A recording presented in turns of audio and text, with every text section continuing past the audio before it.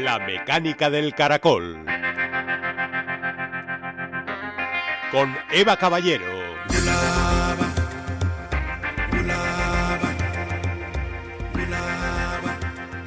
No quiero creer, quiero saber. Carl Sagan, astrofísico y divulgador científico.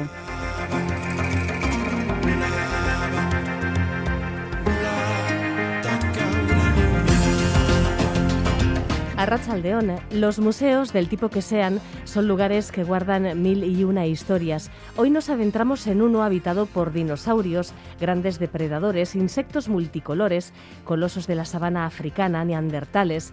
Un lugar privilegiado para estudiar la evolución en la naturaleza, para admirar las caprichosas conchas de moluscos de todo el mundo o las formas y colores de minerales extraídos de las entrañas de la Tierra.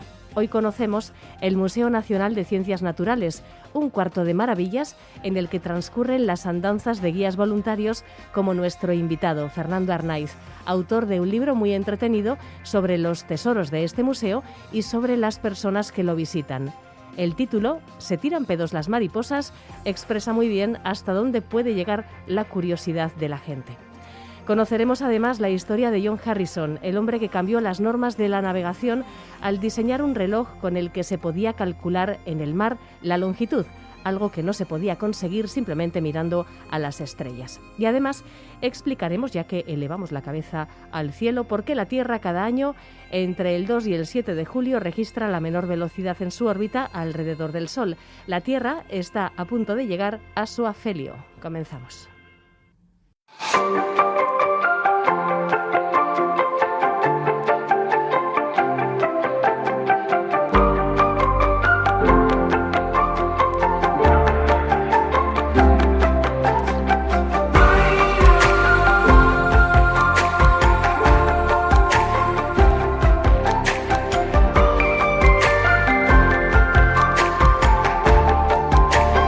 Los cuartos de maravillas, también llamados gabinetes de curiosidades, empezaron a aparecer en el siglo XVI en casas de nobles y burgueses. En estos cuartos se coleccionaban fósiles, minerales, plantas, objetos arqueológicos, animales disecados e instrumentos científicos. Y en algunos de ellos se exponían extravagantes piezas como sangre de dragón o restos de una sirena.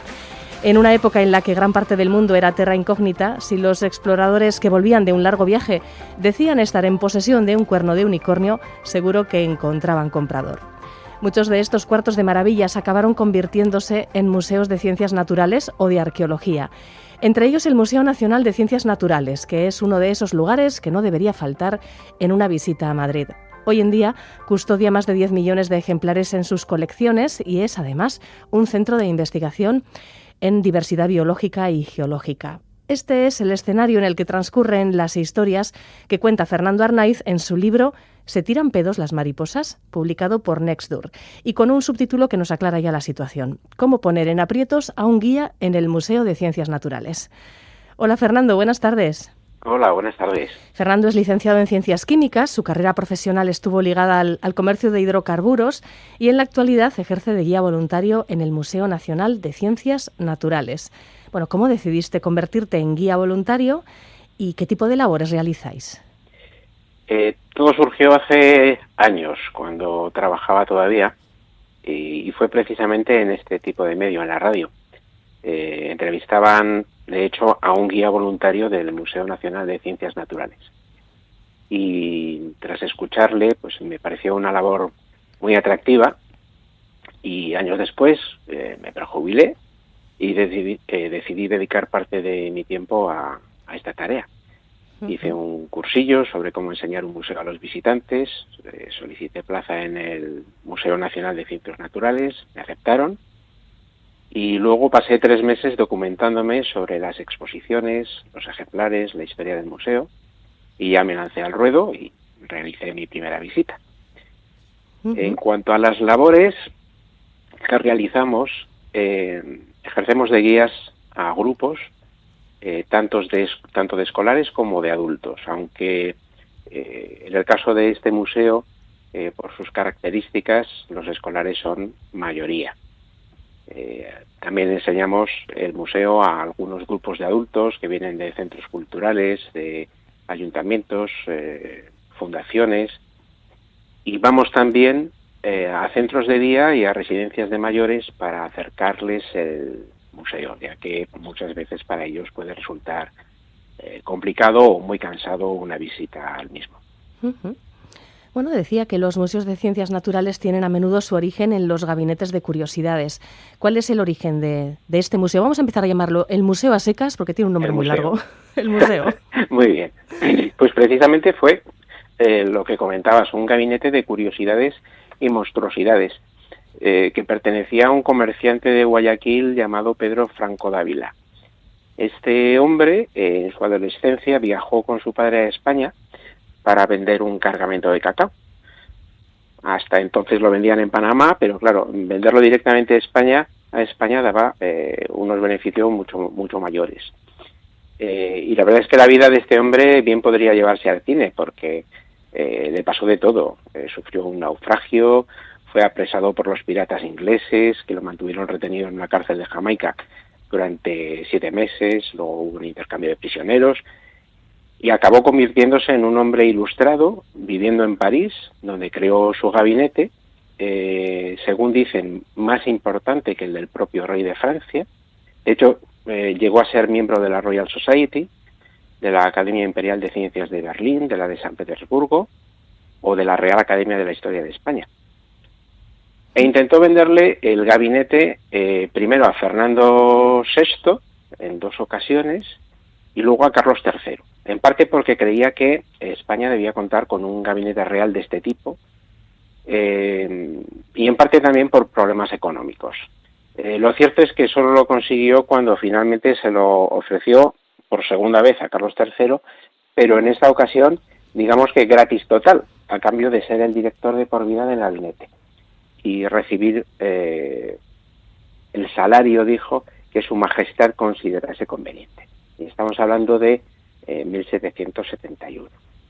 Y 5 años después, el museo abrió sus puertas en lo que fue su primera sede, el Palacio de Goyeneche, que está en la calle Alcalá de Madrid, y donde compartía sede con la Real Academia de Bellas Artes de San Fernando. Uh-huh. Es el primero o el segundo museo de historia natural más antiguo del mundo, cumple ahora 250 años precisamente, y fue el primero en admitir entre su público a todo tipo de visitantes, sin distinción de origen o clase. Sí. Bueno, es una trayectoria interesantísima la de este museo. Y ahora, bueno, pues entre sus visitantes más entusiastas, los escolares. A lo largo del libro cuentas anécdotas muy simpáticas protagonizadas por niños y niñas que visitan el museo. Bueno, ¿cuáles dirías que son las áreas que más les fascinan? Yo estaría casi segura de que los dinosaurios es una de ellas.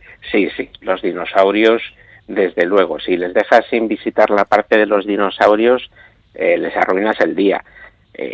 Lo que ocurre es que el museo es grande, a pesar de que solo expone una parte muy pequeña, alrededor del 10% de sus fondos, porque no tiene más sitio. Uh-huh. Pero sí, la parte de los dinosaurios, aunque también hay alguna otra zona, por ejemplo en la parte de biodiversidad, donde les llama mucho la atención, por ejemplo, el esqueleto de rorcual común que hay colgado del techo, es la segunda ballena más grande del mundo, después de la ballena azul, y por supuesto el calamar gigante. En cuanto les dices que hay un calamar gigante, empiezan a preguntar, ¿tenéis un kraken? ¿Tenéis un kraken? Y claro, es imposible no hacerla visitar al calamar gigante, ¿no? Uh-huh. Ahora, yo creo que la parte que más anécdotas y situaciones cómicas suscita es todo aquello relacionado con el tema de la sexualidad y el de la evolución. Uh-huh. Y no hablo solo de niños y adolescentes, sino también de adultos. En el caso de la sexualidad es muy normal ver a los chavales agacharse para mirar en la entrepierna de los animales disecados para ver si se trata de un macho o una hembra. Y cuando llegas luego, por ejemplo, en la parte de la evolución humana, al principio de la misma, y se encuentran frente a un gorila, un chimpancé y un orangután con sus partes colgando, pues las carcajadas son tremendas. Pero claro, es normal porque les queda a muchos prácticamente a la altura de los ojos. Ya, claro. Y luego están algunos adolescentes ya creciditos y también algunos adultos que te preguntan cosas como, por ejemplo, que cómo lo hacían los australopitecos o cómo se lo montan los calamares gigantes. Aquí hay para todos los gustos. Desde luego, desde luego. Bueno, hablando de testículos, por cierto, hay una historia que cuentas muy simpática con el elefante, Sí. que tiene donde no debiera tener los testículos. Cuando lo disecaron o cuando, en fin, apañaron el animal, se dejaron los testículos fuera, por así decirlo.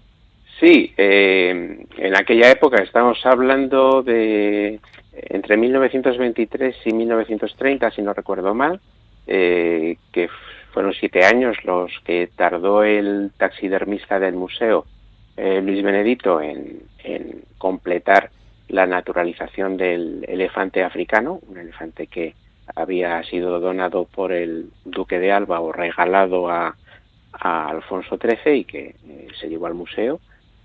Y claro, por aquella época aquel hombre no había visto, y bueno, y como él mucha gente no había visto un elefante africano en su vida. Habían visto elefantes asiáticos en los museos, por ejemplo, o en la Casa de Fieras del Retiro, pero un elefante africano probablemente no. Y había muy poca información. Bueno, al final consiguió reunir algunas fotografías y algunas cosas más y consiguió al final montar el elefante africano tal y como lo vemos hoy en día, que casi, son ya 90, algo más de 90 años después, sigue estando en perfectas condiciones y parece increíble que alguien que no ha visto un elefante haya sido capaz de hacer una cosa así.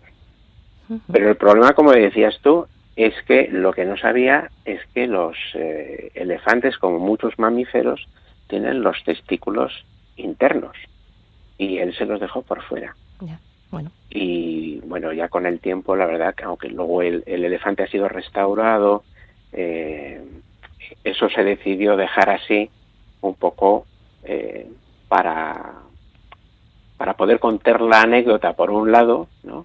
Y también pues un poco por respeto al trabajo del taxidermista. Sí, que debió hacer un trabajo magnífico si el animal sigue en tan buenas condiciones. Bueno, y en lo que respecta a preguntas inesperadas, de esas que te dejan un poco, en fin, como diciendo, bueno, ¿cómo se le ha podido ocurrir esto? Está la cuestión de si las mariposas se tiran pedos o no. En fin, ¿cómo fue la historia? Y si ya puestos nos aclaras efectivamente si ocurre o no en este mundo de los lepidópteros el tema de las flatulencias, pues estupendo. Pues ocurrió durante la visita de un grupo de niños a la zona dedicada a la Sierra de Guadarrama y estaban terminando de ver una vitrina en la que se muestran unos ejemplares de una mariposa, la Graelsia isabellae, que descubrió en 1849 el que era catedrático de zoología del museo, que luego fue director del mismo, el profesor Mariano de la Paz Graels. Es una mariposa a la que se consideró en su época como la mariposa más bella del mundo. Y una de las niñas, de las más pequeñas, pues no dejaba de mirarlas y giraba la cabeza de un lado, del otro. Y ya al terminar la explicación, cuando el grupo ya se iba hacia la siguiente vitrina, el voluntario se dio cuenta de que la niña se había quedado rezagada. Y bueno, volvió y fue entonces cuando la niña se volvió, le miró con cara de quien va a hacer una pregunta trascendental y dejó al voluntario de piedra, porque el voluntario esperaba que la niña le fuera a preguntar si aquella mariposa era chico o chica. Y bueno, pues se quedó de piedra cuando la niña le preguntó, ¿las mariposas se tiran pedos? Y la respuesta, no sé, es como si le preguntas al autor de una novela negra quién es el asesino, ¿no? Lo cierto sí es que hay algunas mariposas que se tiran pedos y hay otras que no. Nos podemos guardar la explicación, Fernando. Sí. Pero es muy curioso, yo jamás hubiera pensado, de verdad que jamás hubiera pensado que los insectos tienen esta problemática, sinceramente. Me quedé alucinada cuando empecé a leer esta parte del libro, sí. Sí, porque tampoco hablo, aunque el libro se titula así, tampoco no hablo solo de los pedos de las mariposas. De muchos animales, ¿no? Muchos animales, ¿no? De las vacas, por ejemplo, del impacto que tienen sus pedos y sus erutos en el calentamiento global, que es como un 10% aproximadamente. y también de las de los humanos, porque a fin de cuentas vacas hay como unos 1.600 millones, pero los humanos somos casi 5 veces más, andamos ya por los 7.700, ¿no? Y supongo que a muchos les parecerá raro que haya investigadores que se dediquen a medir el volumen de nuestros pedos, pero es así, alguien tiene que hacerlo. Lo que no sé es si a los que les ha tocado lo han hecho de forma voluntaria o forzada, porque la verdad, menudo trabajito. Ya, bueno, de todo se ve en esta vida, la verdad.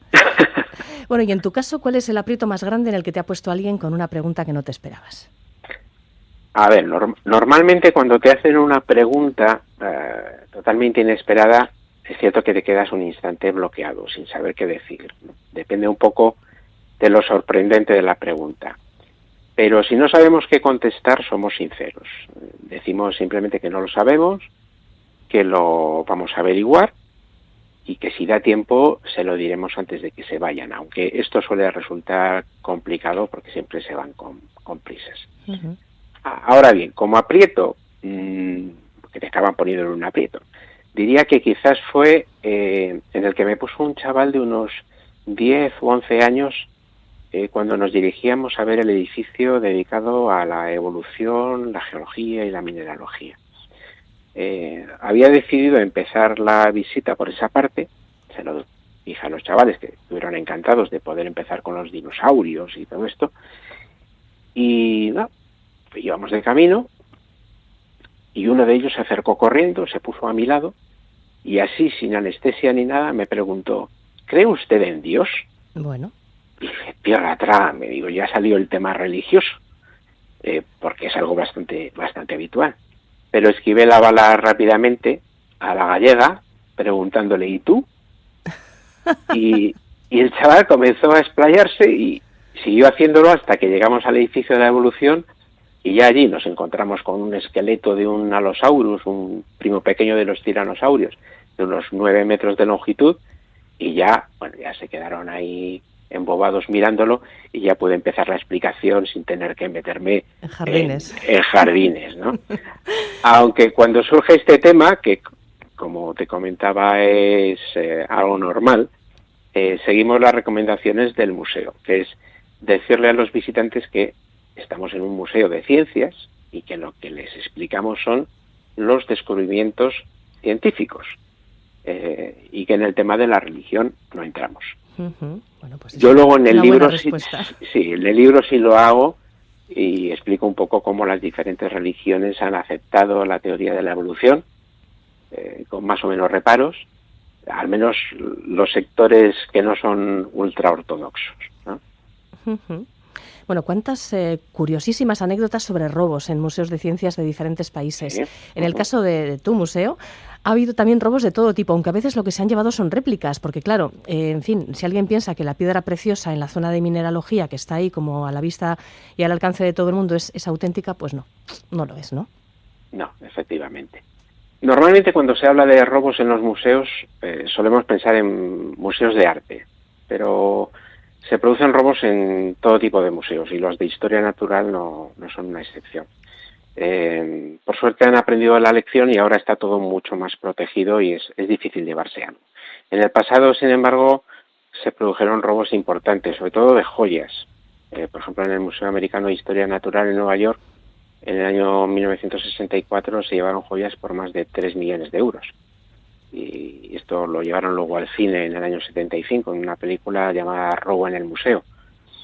O fueron también ya más tarde, en la década de 2010, bastante habituales los robos de cuernos de rinoceronte. Porque en el mercado negro se venden a unos 70.000 euros el kilo. Y claro, es mucho más sencillo entrar en un museo, cortarle el cuerno a un rinoceronte disecado y llevárselo, que irse a África a cazar uno de verdad, donde están protegidos contra los cazadores furtivos. En el caso del Museo de Ciencias Naturales, aquí en Madrid, se han llevado, por ejemplo, huesos de la cola del Diplodocus, sin saber que era una réplica, que es una réplica, y en otros sitios se han llevado cosas tan impensables como un coprolito, una caca fosilizada de dinosaurio. Supongo que pensarían que era otra cosa, no lo sé. Ya, o serían coleccionistas de fósiles, puede ser, no sé.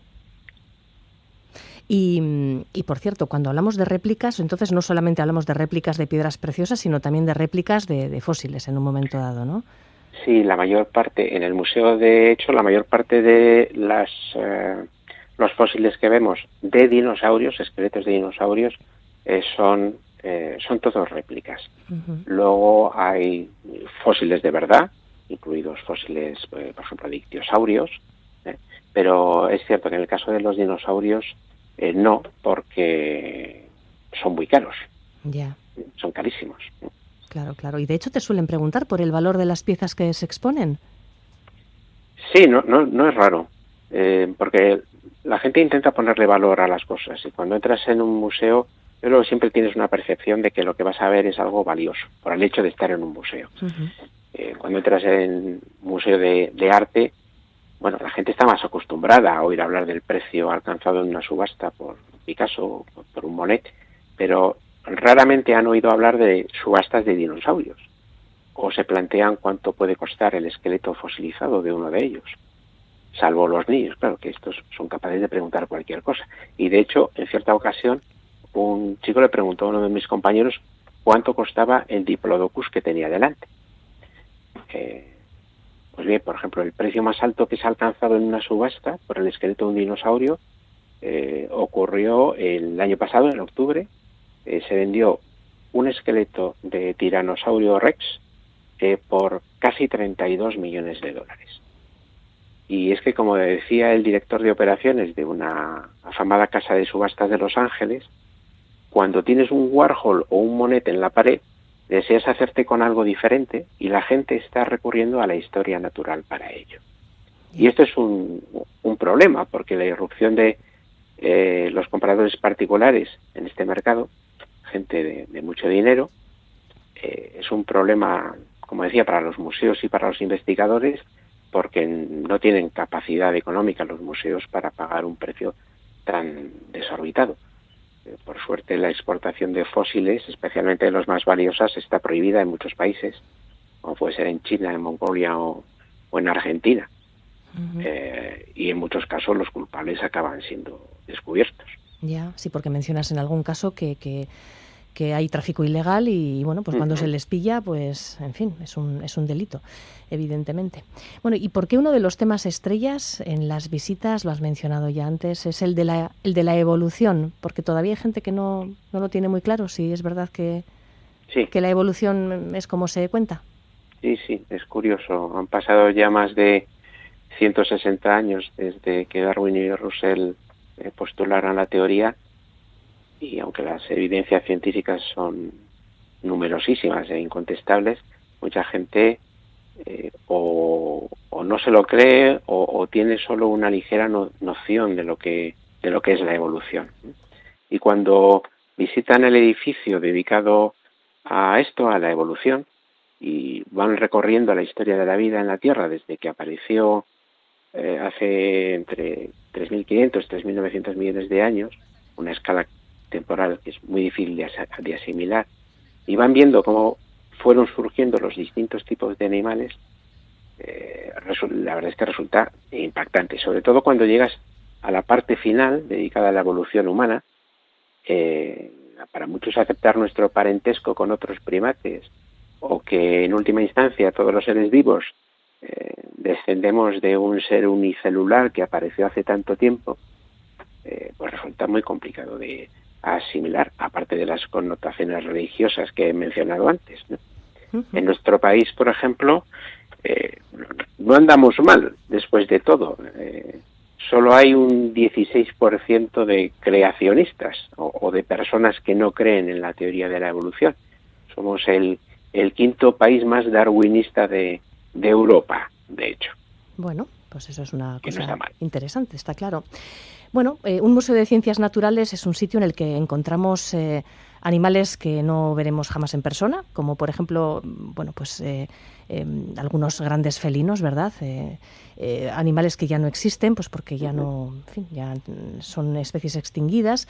Y claro, haces mucha referencia a los animales disecados, que es una cosa que a mí siempre me ha dado un poquillo de repelús, no te voy a decir que no, el tema de los animales disecados, pero por otro lado es también muy atractivo, ¿no? Porque cuando te vas a acercar tú a un tigre de Bengala, a 30 centímetros. Entonces, el tema de la taxidermia, me parece que puede ser interesante comentarlo. Dices que hay diferencias entre animales de los que se conserva solo la piel y luego hay otros que están disecados pero con partes, ¿no? Del esqueleto también, en fin. ¿Qué animales disecados destacarías del museo? Primero comentarle un poco que es cierto que hay gente a la que le da, como dices tú, cierto repelús, ¿no? O pena, porque eso no deja de ser un animal muerto. Sí, claro, es un animal muerto, ¿no? Es un recurso, ¿no? Sirve para atraer al visitante, familiarizarlo con estos animales, algunos de ellos ya extinguidos, y concienciarles sobre la necesidad de preservar la biodiversidad. Algo que es un objetivo fundamental, diría yo, de los museos de historia natural de todo el mundo. Y los taxidermistas han procurado siempre insuflar a los animales de un aspecto vivo, en posiciones y situaciones naturales, en su contexto natural, es lo que se denomina naturalización. Y es una forma en que además el taxidermista, diría yo, que muestra su respeto por esa especie y por ese animal en particular también, ¿no? En el museo hay muchos animales disecados que destacan, no solo por la calidad del trabajo del taxidermista, sino también porque tienen una historia increíble detrás de ellos, como puede ser el elefante africano o la jirafa de 5 cuernos, cazados a principios del siglo XX por el duque de Alba. Luego hay otro elefante, que es un elefante asiático, que regalaron al rey Carlos III, y que después de hacer un viaje en barco desde Filipinas, se hizo el camino desde Cádiz hasta la granja de San Ildefonso, en Segovia, a pie, calzado con unas botas que le hicieron ad hoc. Luego está la osa hormiguera argentina, que regalaron también a Carlos III y que pintó Goya en un cuadro que se puede observar en una zona del museo que se llama Real Gabinete. ¿Qué más? El okapi, por ejemplo, que fue un animal que hasta poco antes de su llegada al museo había sido considerado un animal de leyenda. El tilacino o lobo de Tasmania, tristemente extinguido. De hecho, el ejemplar del museo es uno de los 7 mejor conservados de todo el mundo. El que te comentaba antes, que siempre quieren ver los chavales, el calamar gigante, que fue apresado por un barco frente a las costas de Málaga en el año 2001. El pez luna, que es el pez óseo más grande del mundo, que puede llegar a medir casi 3 metros y pesar 2.300 kilos, y que está en el museo desde el siglo XVIII. Vaya. Y luego, por ejemplo, están también, como curiosidad, los osos panda Chulín y el famoso su Chulín. madre, Xiao Xiao, Anda. del Zoo de Madrid. Supongo que mucha gente recordará el caso de Chulín, aunque... Los que tenemos una edad ya, Fernando. Los que tenemos una edad, creo. Sí, muchos años desde entonces, ¿no? Sí, sí. Lo cierto es que la lista es interminable y todos ellos acaban dando lugar a 1000 anécdotas divertidas y a preguntas increíbles. Sí, sí, desde luego que sí. Chulín en el museo, fíjate, no lo hubiera pensado. Sí, sí. Qué cosas. Bueno, por cierto, la verdad es que me extrañaría que no le estuviera dando a toda la audiencia muchísimas ganas de ir a ver el museo después de oír tus explicaciones. Pero bueno, la situación en los últimos tiempos no ha sido la más... la ideal, desde luego, para estas cuestiones. En marzo de 2020 llega la pandemia y, bueno, pues el museo cierra sus puertas. ¿Cómo os habéis amoldado desde entonces a esta situación, en este año y pico? ¿Cómo ha sido vuestra vida? Pues voy a hacer una diferencia entre lo que somos los guías voluntarios y el resto del museo. En el caso de los guías voluntarios, cuando llegó marzo del año pasado, tuvimos que dejar de hacer visitas. Llegó el confinamiento y luego cuando el museo reabrió sus puertas en junio del año pasado, el curso escolar tocaba su fin, las residencias estaban cerradas al exterior, con lo cual no había prácticamente visitas. Llegó el verano y normalmente nosotros estamos parados, no hacemos visitas entre julio y septiembre. Empezamos en octubre, que es cuando empieza otra vez el curso escolar y empieza a moverse todo un poco. Pero el año pasado nos pilló la segunda ola, luego vinieron más, así que de momento seguimos sin realizar ninguna visita. Además, en nuestro caso, concurre la circunstancia de que somos personas de más edad, entre los 60, que son los que tengo yo ahora, que soy el Benjamín, y los 82 del más veterano. Ahora creo que estamos ya todos vacunados, pero en cualquier caso sigue rigiendo el principio de prudencia. Esperamos que en octubre, ya con un alto porcentaje de la población vacunada, podamos retomarlas.